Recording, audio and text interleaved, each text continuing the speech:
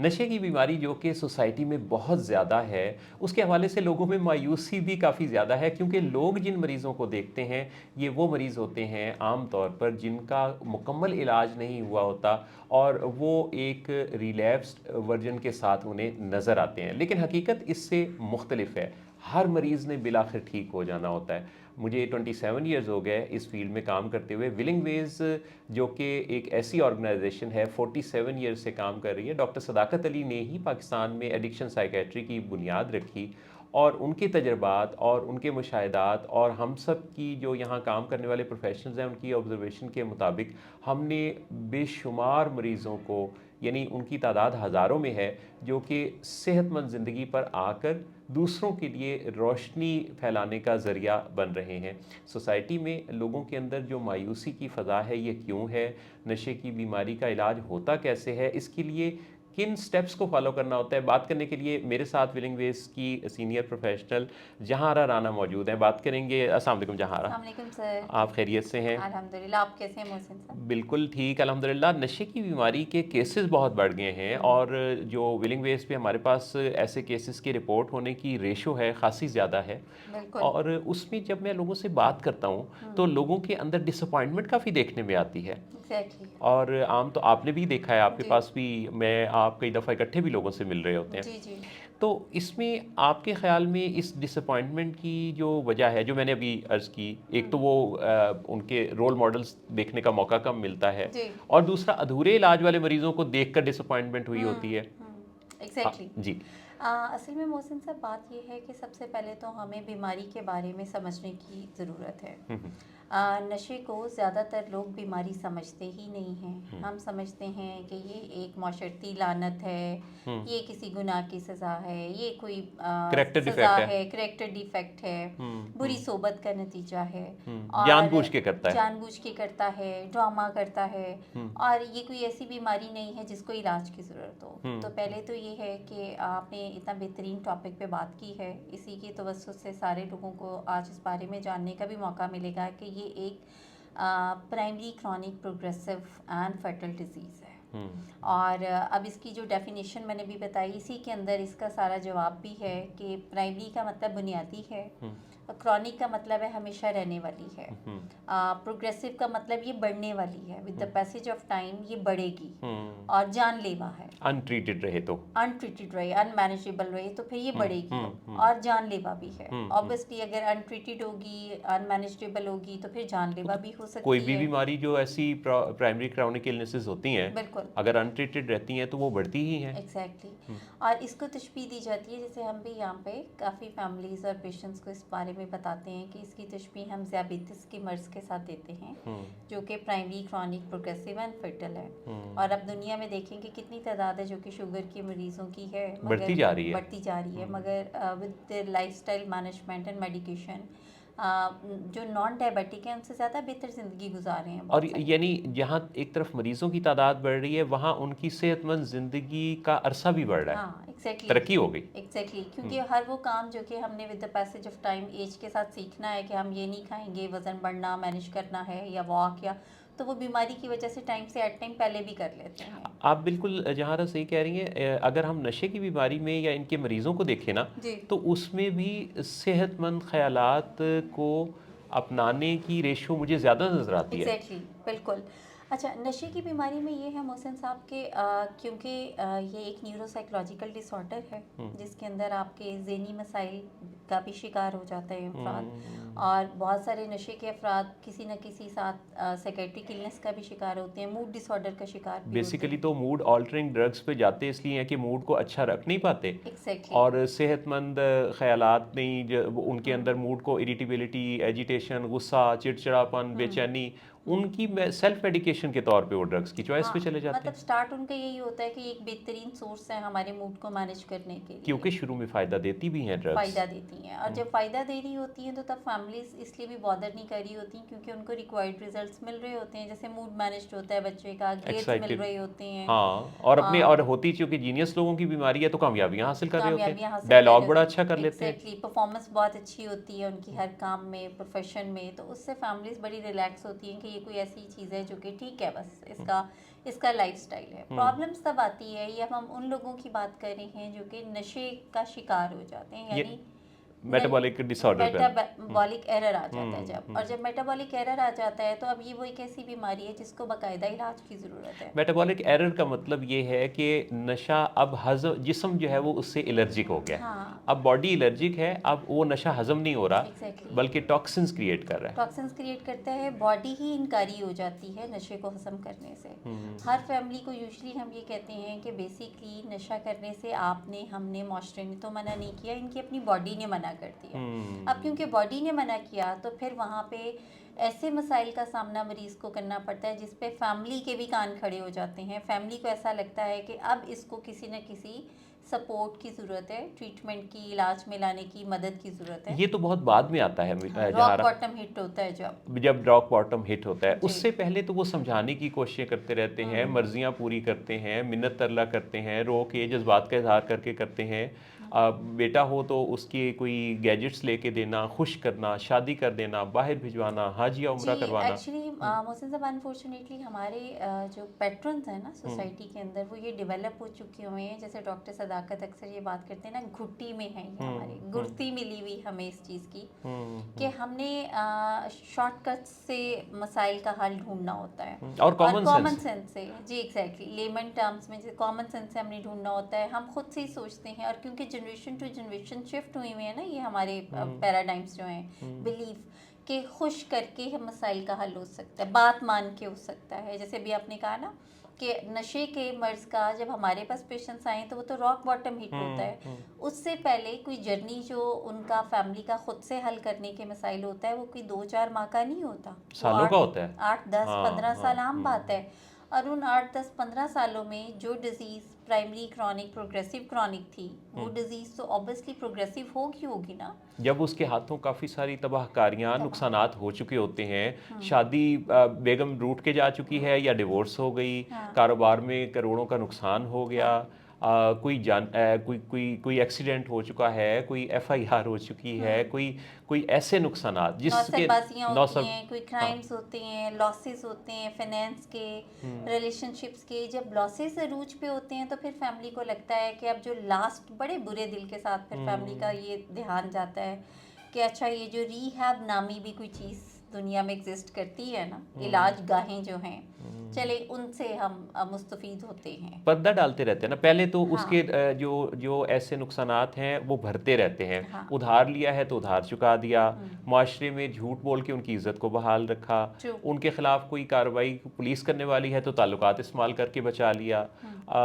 Accident हुआ या कोई उन्होंने कोई चीज़ तोड़ फोड़ दी तो उसको फ़ौरन से पूरा कर दिया, फिक्स कर दिया, उसकी फीलिंग ठीक रहे। एग्जैक्टली। ये जो हम अक्सर फैमिलीज़ को एजुकेट करने की कोशिश कर रहे होते हैं, जो कि बेसिक लेसन होता है हमारा फर्स्ट स्टेप पे, कि डोंट फैसिलिटेट द पेशेंट, इससे मसाइल हल नहीं होते हैं। यूजली फैमिली का ये कॉन्सेप्ट होता है कि शायद मसला बेहतर हो जाएगा जब हम इसको फैसिलिटेट करें, एनेबलिंग करेंगे, इसके मसाइल को फ़ौरन हल कर देंगे, बिजनेस करा दें, इसको बाहर के मुल्क भेज दें। देखिए ना, रिचुअल परफॉर्म्स कराते हैं फैमिली, जैसे हज पे बार बार भेजते रहते हैं, उम्रा पे भेजते रहते हैं। ये भी देखने में आता है कि एक शादी की नाकामी के बाद कहते हैं जी लड़की घर बसाने वाली नहीं थी, एक नहीं, और शादी कर एक देते हैं। और फ़ौरन से पहले दूसरी शादी की तरफ सोचते हैं, बगैर ये सोचे समझे हुए कि पेशेंट के साथ सीरियस मूड के चैलेंजेस हैं, नशे की बीमारी के साथ साथ। ये डिनाइल है ना, क्योंकि आप रियलिटी को एक्सेप्ट करने की बजाय आप ये सोचते ही नहीं। बाज़ औक़ात तो मैंने देखा है जहाँ लोग जो हमारे पास आते हैं ना, कल भी मैं एक खातून से बात कर रहा था,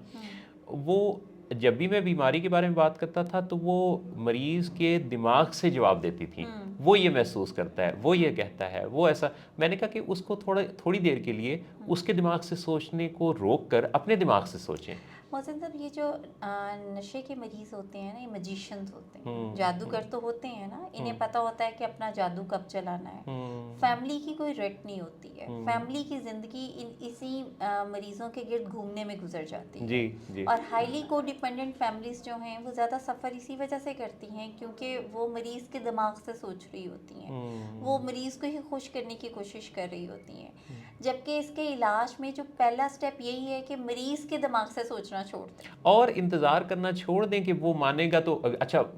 मेरे ख्याल है कि बहुत बड़ी रेशो शायद उसकी कोई परसेंटेज एज सच बताना फ़ौरन, लेकिन काफ़ी बड़ी रेशो उन लोगों की है जो इसी वजह से इलाज की कहीं भी बातचीत नहीं चलाते कि वो मानता तो है नहीं, हाँ एग्जैक्टली जब मानेगा तो इलाज की बात करेंगे। एग्जैक्टली देखिए अब ये बीमारी का जो कॉन्सेप्ट है वो तो यही है ना कि अब ये कुछ ये बुनियादी बीमारी है, रहने वाली बीमारी है। कभी भी कोई भी मरीज किसी भी बीमारी का वो नहीं मानता कि हाँ मुझे इलाज की ज़रूरत है। हर पेशेंट जो है उसकी ये ख्वाहिश होती है कि मुझे इलाज की ज़रूरत ना ही पड़े, क्योंकि उसके अपने दिमाग में नक्स पैदा हो जाने की वजह से, जो कि एक ब्रिलियंट दिमाग है, पर इस वक्त उसकी राइट एंड रॉन्ग की परसेप्शन जो है वो ख़राब हुई हुई है, तो वो सही और गलत का फैसला नहीं कर पाता। तो वही जीनियस पर्सन जिसने बहुत सारी कामयाबियां हासिल की हुई हैं, वो अपने हालात को, अपने आप को उसी तरह नहीं देख पा रहा जिस तरह हमारी आंखें हमारे चेहरे को नहीं देख सकती, सारी दुनिया को देखती हैं। बिल्कुल। अच्छा इन मरीज़ों को मदद की ज़्यादा ज़रूरत होती है, पेशेंट बड़ी तकलीफ़ में होते हैं। मैं अक्सर फैमिलीज़ को कहती हूँ, फैमिलीज समझती हैं कि शायद हमने फैसिलिटेट कर दिया इन्हें, जो ये कह रहे हैं हम कर रहे हैं, फिर भी ये नशा नहीं छोड़ा, तो बेसिकली तो वो छोड़ पा नहीं रहा होता ना। हाँ, उसके इख्तियार में नहीं उसके है। इख्तियार में नहीं है। अब इख्तियार में लाना, मरीज को उसके बस में लाने के लिए फैमिली सपोर्ट चाहिए होती है। और फैमिली को सीखना पड़ेगा, फैमिली अपनी कॉमन सेंस से डांट डपट के, तौहीन करके, सख्ती करके, गुस्सा दिखा के, ताने दे के, बाद औक़ात उसको उसका इख्तियार, उसको चैलेंज कर रहे होते हैं कि शायद इससे उसके अंदर रियलाइजेशन घर से निकाल देना, कता ताल्लुक कर लेना, धमकियां देना, उनको एज पनिश करना। मतलब ये तो बिल्कुल वही तरीका हुआ कि आप किसी को, जैसे 18 सेंचुरी से पहले होता था ना, पनिश करके, ट्रैफलिंग करके आप वो इवल स्पिरिट्स निकालते थे। अच्छा 2024 में हम हैं, आप ये देखिए कि मुझे कल भी एक कॉल पर उन्होंने ये कहा कि कोई और ऐसा तरीका है कि हम इसको अगर घर में बांध के दवाई दे दें। और ये जो बात मैं आपको बता रहा हूँ, ये इसी पाकिस्तान की, यानी इसी तरक्की याफ्ता दौर की बात है, और ख़ातून पढ़ी लिखी बात कर, यानी लैंग्वेज उसकी उनकी जो थी वो अच्छी थी, लेकिन लोगों की यानी अवेयरनेस नहीं है, डिजीज़ कॉन्सेप्ट नहीं है। असल में लोग समझते हैं कि मरीज ठीक भी हो जाए, नशा भी छोड़ दे, ज़हनी मसाइल से छुटकारा भी हासिल हो जाए, और मेहनत भी ना करनी पड़े, हाँ। और हमें अपने रवैयों पे काम भी ना करना पड़े, हमें तब्दील भी ना होना पड़े, जो हम तरीके अपना रहे हैं बस उसी में ही नतीजा निकला, कंफर्ट जोन से हम ना निकले। हाँ, जबकि ऐसी बात नहीं है, क्योंकि देखिए लाइफस्टाइल मॉडिफिकेशन जो है ना मोहसिन साहब, उसके बगैर किसी भी प्राइमरी क्रॉनिक जो प्रोग्रेसिव डिजीजेस हैं उनका इलाज नामुमकिन है। और जैसे आप फरमा रही हैं कि कुछ तब्दील किए बगैर नतीजा मुख्तलिफ कैसे हो सकता है? एग्जैक्टली मतलब आपको you just have to work on yourself. हम तो फैमिलीज़ को, जैसे यहीं पे विलिंग बेस में आप देखें, आपके पास डेली कितनी फैमिलीज़ या इंक्वायरीज, तो हम तो ये कहते भी नहीं कि मरीज को फौरन लेके आए, हम कहते हैं कि फैमिली पहले आए, फैमिली की नज़र से देखते हैं पेशेंट। हाँ एग्जैक्टली, फैमिली आए, फैमिली पहले इस चीज़ को अंडरस्टैंड करे कि मसला क्या है। फैमिलीज जब हमारे पास आती हैं तो पहली बात तो वो मसला समझ ही नहीं रही होती, वो समझ रही होती है कोई ऐसी चीज़ है जिसके लिए हमें शायद कोई मशवरा मिल जाएगा और मरीज ठीक हो जाएगा। अच्छा बाद औक़ात तो लोग टिप्स चाहते हैं, यानी इसके लिए भी लफ्ज़। अच्छा अब ये कोई बहुत, चूँकि एक सीरियस किस्म की बीमारी है जिसके अंदर आपको सीरियस लेवल पर इकट्ठे होके पूरी यकसुई के साथ एक प्रोजेक्ट के तौर पे टॉप प्रायोरिटी देते हुए, क्योंकि एक ज़िंदगी की बात है और कीमती ज़िंदगी की बात है, तो उसको बचाने के लिए ये सारा कुछ एफर्ट्स करनी पड़ेंगी। बाद औक़ात लोग एक और चीज़ में जहाँ फंस जाते हैं, वो तो डॉक्टर बन रहा है, उसकी तालीम का क्या बनेगा, उसने तो कोई बड़ी अहम प्रोजेक्ट शुरू किया हुआ है, उसका क्या बनेगा, यानी उस वक्त शादी की डेट फिक्स की हुई है, हॉल की बुकिंग की हुई है, ऐसा क्या होगा। अच्छा लोगों को ये नहीं एहसास, मोहसिन साहब दिस इज़ वेरी अनफॉर्चुनेट, मुझे बड़ा दुख भी होता है कभी बीइंग प्रोफेशनल जब हम डील करते हैं कि प्रायोरिटीज़ डिफाइन नहीं है। फैमिलीज़ की जब तक प्रायोरिटीज़ डिफाइन नहीं होंगी कि अर्जेंट इम्पॉर्टेंट जो पे है वो किसी भी लव्ड वन की मेंटल और फिजिकल हेल्थ है, एग्जैक्टली अगर वो ही नहीं है तो उसके साथ कोई भी प्रोजेक्ट, कोई भी शादी, कोई भी ताल्लुक वो निभाना चलाना, वो उसके लिए चैलेंजेस को डबल करना है। मुझे बहुत अच्छी तरह याद है कि एक साहब ने मुझे जब रब्ता किया तो उनके बेटे MBBS के 4th ईयर के स्टूडेंट थे, तो मैंने उन्हें ये कहा कि जिस तरह वो इंजेक्शंस लगा रहे हैं और ये मसला, तो ये तो आगे काफ़ी हालात ख़राब होंगे। कहते नहीं, उसकी तालीम फिर हम नहीं ना छुड़वा सकते, डॉक्टर बन रहा है आखिर। अच्छा, काफ़ी तफसीली बातचीत हुई और उन्होंने ये सोचा कि नहीं, उनकी जो प्रायोरिटी है वो एजुकेशन ही है। हम्म। जब वो डॉक्टर बन गया जी। तो मेरे पास आए हम्म। और कहने लगे कि वो तो अब जिस जगह वो कोई जा रहा था हाउस जॉब वगैरह वो भी छोड़ चुका है, घर में बैठा हुआ, तो अब क्या करना है। हम्म। तो मैंने और साथ मेरी बात का उन्होंने हवाला दिया। उन्होंने जी। कहा कि अगर हमने उस वक्त बात मान ली मान। होती हम्म। तो इस तरह डिसफंक्शनल लाइफ पे ना आता। अब डिग्री ट्रू। तो है हम्म। पर फंक्शनैलिटी नहीं है। फंक्शनैलिटी। एग्जैक्टली। हम्म, तो फैमिली के एंड से मोहसिन साहब स्टेप पहले लेने की ज़रूरत हम्म, है। एंड डिनाइल जो फैमिली का है ना, हम्म, उसको ब्रेक करने की ज़रूरत है। फैमिली को कंफर्ट जोन से निकलने की ज़रूरत है। फैमिली को चेंज करने की, अपने रवैयों को चेंज करने की ज़रूरत है। हम्म। एक्सेप्ट करने की ज़रूरत है कि मसला है। बात का लुब्बे लुबाब जो आपकी इन सारी लाइंस का है जो अभी आपने बोली कि इलाज फैमिली से शुरू होगा, जी। पेशेंट से शुरू नहीं होगा। हम्म। क्योंकि पेशेंट को तो इलाज के हवाले से यानी उसकी जो ब्रेन केमिस्ट्री है चेंज हुई हुई है, उसका तो वो मसला नहीं है, उसका तो वो मशगला है। मसला तो उसका वो फेस कर रहा है ना जो उसे देख रहा है। देखने वाली आँख, उठने वाली उंगली ये बता रही है कि यहाँ मसला है, बिल्कुल। लेकिन जिसके साथ है उसे पता ही नहीं चल रहा। बिल्कुल। मरीज को मदद करनी पड़ेगी। फैमिली को मदद करना सीखना पड़ेगा।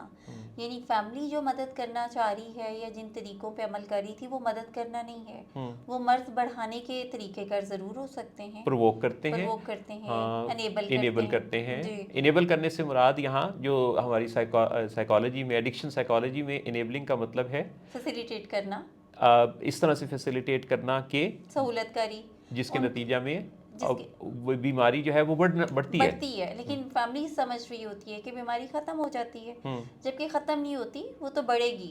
तो फैमिली ने भी पहले तो इन रवैयों पे काम करना सीखना है। मदद करने के असूल सीखने पड़ेंगे और फिर आहिस्ता आहिस्ता मरीज़ की मदद करनी पड़ेगी।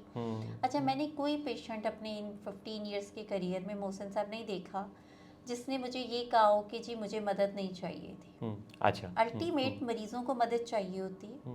पेशेंट बड़ी तकलीफ में होता है, लेकिन वो उसे मदद लेना नहीं आ रही होती है। अच्छा, ये आपने जो बात कही ना ये इतनी इम्पोर्टेंट है कि असल में बज़ाहिर जो किसी शुगल मुगल में नज़र आ रहा है, हाँ। असल सबसे ज़्यादा फैमिली में जिस शख्स को तकलीफ होती है वो पेशेंट वो होता है, पेशेंट होता और है। जिसको सबसे ज़्यादा तकलीफ है वही उसे नहीं पहचान पा रहा, हाँ, क्योंकि वो एग्जैक्टली, धोखे में है। बिल्कुल।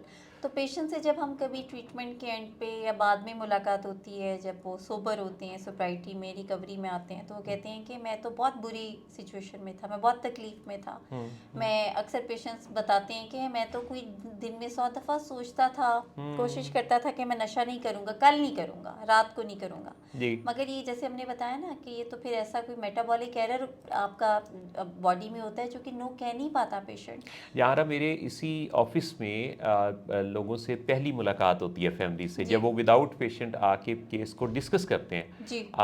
तो उसमें मैं उनसे एक बात कहता हूँ, और आम तौर पे ये बात जो मैं अब आपसे बताने लगा हूँ, तकरीबन आप समझिए कि कोई मैंने 90% से ज़्यादा इसकी रेशो देखी है कि ये होता है कि वो फैमिली जो कि बेबसी बेख्तियारी की बहुत डिसअपॉइंटमेंट की फीलिंग के साथ यहाँ बैठ के केस को डिस्कस करके और फिर अच्छी उम्मीद के साथ उस इलाज को शुरू करते हैं, विद इन अ मंथ आके कहते हैं कि हमने तो अपने पेशेंट को इससे पहले इतने अच्छे अंदाज से बात करते नहीं सुना था साल हर साल से। बहुत सारी फैमिलीज मोहसिन साहब मरीज को इस वजह से भी इलाज में नहीं लाती कि कहीं ताल्लुक ख़राब ना हो जाए। अच्छा, और ये जो आपने बात की ना कि ताल्लुक ख़राब ना हो जाए, क्योंकि वो डराता है, धमकाता है, डिवोर्स देने की धमकियाँ, मेरा मरे हुआ का मुंह देखेंगे अगर आपने मुझे दाखिल इलाज करवाया, मैं घर छोड़ के चला जाऊँगा, मैं मार दूंगा या मर जाऊँगा, ये सब कुछ चलता रहता है। और वही मरीज़ इलाज 100 डेज़ के इलाज के इख्तिताम पर अपनी फैमिली के साथ आके यहाँ जब मुझसे मिल के और कहते हैं कि मैं इनका शुक्रगुजार हूँ। अब ये वो मरीज़ है जो मर्ज़ी से नहीं आया, एग्जैक्टली। वो शुक्रिया अदा कर रहा है अपनी उस फैमिली का जिसने मर्जी के खिलाफ उसका इलाज शुरू करवाया था। एग्जैक्टली, और वो बहुत थैंकफुल होता है। और उसका वो ताल्लुक फिर फैमिली के लिए भी बड़ा सरप्राइज होता है कि हमारा ताल्लुक वही बहाल हुआ जो कि नशे की बीमारी से पहले वाला था। तो फैमिली को कुछ अपने इस खौफ से भी निकलने की ज़रूरत है कि पता नहीं हमारे साथ क्या सलूक करेगा। ये जो सलूक जिससे आप खौफजदा हैं, ये है बीमारी की हालत का सलूक जी। और तकलीफ़ की हालत का सलूक। तो तकलीफ़ से निकालने के लिए तो मदद करना सीखनी पड़ेगी। मदद करना सीखना जो है ये जी। सबसे इम्पॉर्टेंट है, क्योंकि हम बाय डिफ़ॉल्ट हम जी। इंसान जो हैं हम्म। वो हम सबसे पहले कोई भी जो मसला आता है तो उस मसले की हम अपने तौर पे कोई रीज़न फाइंड आउट करना चाहते हैं। जी। अच्छा, वो जो रीज़न हम फाइंड आउट करते हैं वो हमारी कॉमन सेंस से आती है ट्रू। और हम उस कॉमन सेंस के मुताबिक ही उसका कोई सलूशन अप्लाई करना चाहते हैं। बिल्कुल। और वो जो पहला सलूशन है वो आमतौर पे अच्छा नहीं होता, हम्म। वो कोई तुक्का होता है, वो कोई बाज़-औक़ात तो वो सलूशन नहीं होता, वो उस चीज़ को और बढ़ावा देने वाली कोई चीज़ होती है। एग्जैक्टली और ज़्यादातर ऐसी गलतियां करते हुए ही फैमिली हमारे पास आती है और उनको लगता है कि क्योंकि पहले क्विक फिक्स नहीं काम किया तो अभी भी चले हम आपसे मदद ले लेते हैं। फिर भी कोशिश होती है फैमिली की कि शायद मदद आप करेंगे मगर तरीके हम तरीक़ेकार बताएंगे। हम बताएंगे। बड़ी इंपॉर्टेंट बात कही कि बाज़ औक़ात ये देखने में आता है कि वो बाकायदा इंस्ट्रक्ट कर रहे होते हैं कि इसने ऐसे ठीक होना है। कभी कभी तो बल्कि आपको याद है मोहसिन साहब हम ये बात भी अक्सर करते हैं, डॉक्टर सदाकत भी हम ये बात करते हैं, कभी कभी ये शक पड़ता है कि जैसे हमें उन्होंने मजदूर के तौर पे मजदूर हायर के किया। तौर पे हायर किया हुआ है हाँ, वो वाकई इंस्ट्रक्शन दे रहे होते हैं और फिर उन्हें ठेके पे दे दिया ठेके पे दे। मरीज। अच्छा, फिर उन्हें कहना पड़ता है कि ये जो आपने तरीके अपनाए अगर ये नतीजा खेज होते तो ये हालात ना होते। तो अब बराए मेहरबानी स्टूडेंट बन जाइए इस फील्ड के। अगर हमने यहाँ रहते हुए ढेर सारे मरीज़ों का प्रोफेशनल्स ने इलाज करना होता है तो आप एक मरीज़ को ठीक करने के लिए थेरेपिस्ट की ट्रेनिंग क्यों नहीं ले लेते? बिल्कुल। और ये 100 दिन के अंदर मुमकिन है। Exactly. यानी जिस इलाज को सोचने पर उन्होंने साल हा साल बेबसी बेख्तियारी मायूसी के साथ गुजारे होते हैं, सिर्फ़ और सिर्फ एक सेहतमंद फ़ैसला करके 100 दिन के अंदर एक इतनी ज़बरदस्त ज़िंदगी की बुनियाद मिलती है मरीज़ को, जिसके बाद फिर फॉलोअप चलता है। और ये जो फॉलोअप है गुज़रते वक्त के साथ चूँकि लेस इंटेंसिव होता जाता है, तो मैंने देखा है कि तकरीबन कोई 2 साल तक जो लोग इस इलाज के 100 डेज़ के बाद ट्रीटमेंट से जुड़े रहते हैं उनका जो रिलैप्स का रेशो है बहुत मिनिमाइज हो जाता है और वो एक सेहतमंद ज़िंदगी पर मैंने उनको फंक्शनल देखा, उनको कारोबार में बेहतरीन नताइज पैदा करते देखा, उनकी तालीम की डिग्रीज उनको हासिल करते देखा। सबसे बड़ी बात ये है मोहसिन साहब कि अपनी जिम्मेदारी ले लेते हैं। देखिए ना, एक पेशेंट है जिसकी जिम्मेदारी पूरे घर ने उठाई हुई है जी जी और सारे घर वालों ने अपने काम नहीं करने मगर उस मरीज के करने। जी जी। एक मौका ऐसा आता है कि जब हम मरीज को कहते हैं कि अपनी बीमारी की जिम्मेदारी ले लें और आपने सोबर कैसे रहना है ये सीख लें। जी। Relapse is part of the disease basically. जितनी भी प्राइमरी क्रॉनिक डिजीज हैं, आप कैंसर को ले लें, डायबिटीज़ को, आप हाइपरटेंशन, हार्ट, सब में रिलैप्स होता है जहाँ पे मैनेजमेंट पुअर हो जाती है। अच्छा, और लेकिन इसमें जो एक ख़ास नुक्ता है जिस पे मैं समझता हूँ कि बहुत वजाहत से बात करने की और समझ लेने की ज़रूरत है, वो ये है कि गुज़रते वक्त के साथ डायबिटीज़, ब्लड प्रेशर, कैंसर या नशे की बीमारी या साइकेट्रिक इलनेसेस के अंदर जब रिलैप्स होता है तो उसको उसके हालात को जल्दी से मैनेज करके बेहतर किया जा सकता है।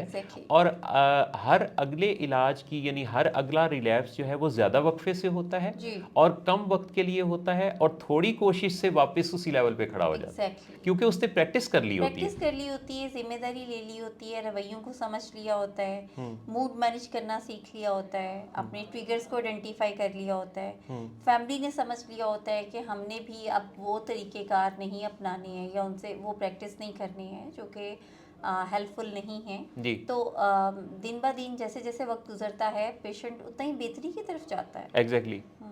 तो बहुत ही मैं समझता हूँ कि आपने कारामद गुफ्तगू की और जिस तरह से आपने और हमने ये जो मिलके डिस्कशन की, अगर इसकी रोशनी में कुछ लोगों की ज़िंदगी को अच्छी फाउंडेशन मिले जिनको बहुत मायूसी का सामना है, अगर वो फैमिलीज़ इस मायूसी से निकल कर फ़ैसला करने के लिए सीखना शुरू करें कि फ़ैसला कैसे करना है, नताइज पैदा करने के लिए फ़ाउंडेशन कैसे मिलेगी, तो अमली तौर पे कदम उठाने से मेरा ख्याल है कि वो जो एक बहुत बड़ी मुसीबत पहाड़ जो सर किया जाता है वो भी तो पहला कदम उठाने से ही किया जाता है। तो इसमें नाउमीदी मायूसी से निकलकर पहला स्टेप आज ही लेने की ज़रूरत है। बहुत शुक्रिया जहां राना आपका और नाज़रीन आपके साथ जो ये बातचीत हुई, इसमें अवेयरनेस की जो बातें हैं ये पाकिस्तान में इस बीमारी से मुतासरा फैमिलीज़ के लिए बहुत अच्छी सपोर्ट फराहम कर सकती हैं। मैं समझता हूँ कि इन बातों को समझ लेने के बाद और किसी तक पहुँचा देने के बाद अगर किसी एक घराने की भी मायूसी को हम दूर कर पाएँ और उनकी किसी कीमती ज़िंदगी को बचाकर सेहतमंद ज़िंदगी पर रवां दवां करने में अगर हम कामयाब हो पाएँ तो ये एक बेहतरीन सदका जारिया भी है और माशरे के लिए एक बेहतरीन कंट्रीब्यूशन भी है। खुश रहिए। आप सबके लिए सेहतमंद, सलामती और खैर वाली ज़िंदगी की बहुत सारी दुआओं के साथ इजाज़त चाहते हैं। अल्लाह हाफ़िज़ या नासिर।